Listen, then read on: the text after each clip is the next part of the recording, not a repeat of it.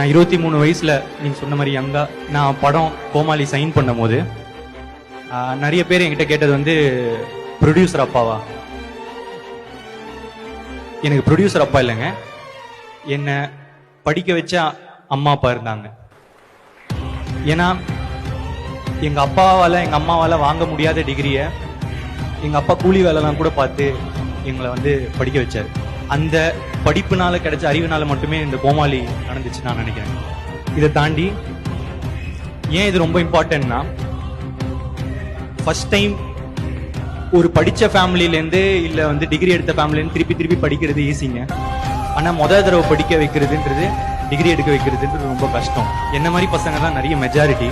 அவங்களுக்கு மட்டும் உன்னே ஒன்று சொல்லிக்கிறேன், தம்பி முதல் ஸ்டெப்பு தான் கஷ்டம், மற்றதெல்லாம் கொஞ்சம் ஈஸியாக தான் இருக்கு.